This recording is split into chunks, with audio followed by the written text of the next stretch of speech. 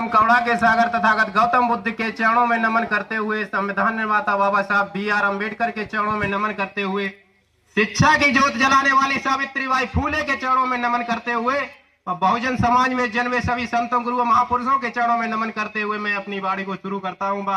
हमारे मंच पे सभी मंचासीन पदाधिकारी एवं सभी का आधार प्रकट करते हुए हमारे ग्रामवासी माताएं बहनें बड़े बुजुर्ग बूढ़े बच्चे सभी का आभार प्रकट करते हुए मैं अपनी वाणी को शुरू करता हूं।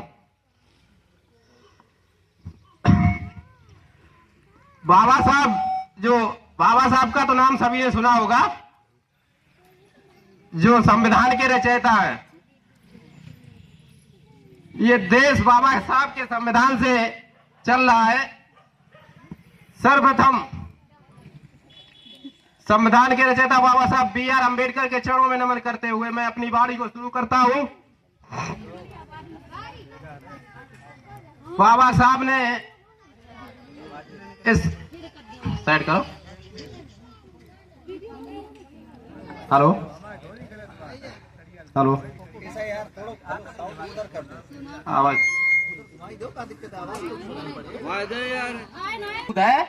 जो पिएगा वही दहाड़ेगा।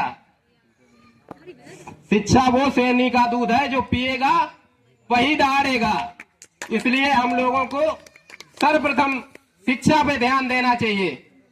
हमारे जो बच्चे हैं उनको सर्वप्रथम शिक्षा पे अच्छी से अच्छी शिक्षा दिलाने का प्रयास करें हम लोग, क्योंकि शिक्षा से ही हम अपने सारे हक और अधिकार की बात कर सकते हैं। और रामायण और गीता पढ़ोगे तो पाखंडवाद की बात करोगे, और संविधान पढ़ोगे तो अपने हक और अधिकार की लड़ाई लड़ोगे। इसलिए सब लोगों से यही विनती करता हूं कि हर व्यक्ति अपने घर में एक एक संविधान की प्रतिमा जरूर लाएं और उसको ध्यान पूर्वक पढ़ें। अगर संविधान की जानकारी होगी तो उसमें हक और अधिकार की सारी चीजें लिखी हुई हैं, और अधिकार की बात हम कर सकते हैं। जब संविधान की जानकारी नहीं होगी तो हम अपने हक और अधिकार के लिए नहीं लड़ सकते हैं। बाबा साहब ने 4-4 बच्चों की कुर्बानी इस समाज के लिए दी है, लेकिन हमारा समाज ये चीज भूल रहा है कि कितना संघर्ष किया है उन्होंने हमारे लिए। आज जो हम सीएम पीएम बन रहे हैं और ये कुर्सी पे बैठ रहे हैं, ये देन किसकी है? ये बाबा साहब बी.आर. अम्बेडकर की देन है। नहीं तो समय वो था कि गले में हांडी और पीछे झाड़ू, ऐसी परिस्थितियां थीं। जिस तालाब में भेड़ बकरी पानी नहीं पी सकते थे, पीते थे, वो उस तालाब में हम लोग पानी नहीं पी सकते थे। ऐसी परिस्थितियां थीं। आज जो हम बिस्लरी का पानी पी रहे हैं, ये देन संविधान की है और बाबा साहब की है।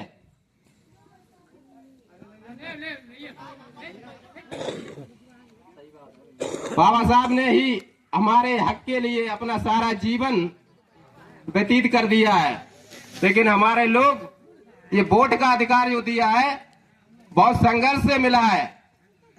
अपने बच्चे की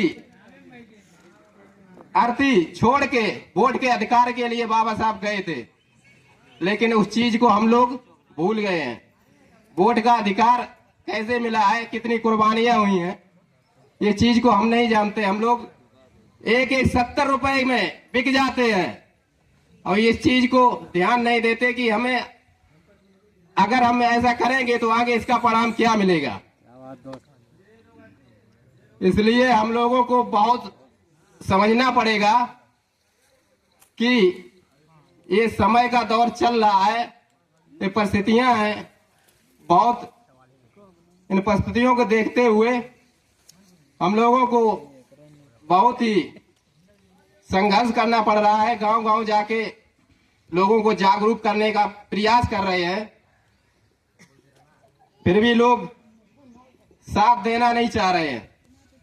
कुछ लोग तो साथ देने का प्रयास कर रहे हैं, बाकी लोग जैसे नहीं समय के अनुसार पीठ दिखा जाते मौका आने पर। कुछ गद्दार भी लोग कहते हैं उन्हें। तो ऐसा नहीं होना चाहिए। जो हमारे समाज के लिए जिसने सारी कुर्बानियां दे दी हैं, आज हम उस कारवा को बढ़ाने के लिए गांव गांव जाकर सभी को जागरूक करने का प्रयास कर रहे हैं। तो लोगों को साथ देना चाहिए कि नहीं देना चाहिए? भाई चंद्रशेखर का नाम तो सुना होगा सभी ने, जो नगीना के सांसद हैं। बड़े भाई एडवोकेट चंद्रशेखर आजाद जी का नाम सुना होगा। आज वो हमारी आवाज को सड़क से लेकर संसद तक उठा रहे हैं। अपने समाज के लिए तो लड़ रहे हैं, किसी और के लिए नहीं। क्या उनकी कोई व्यक्तिगत लड़ाई है?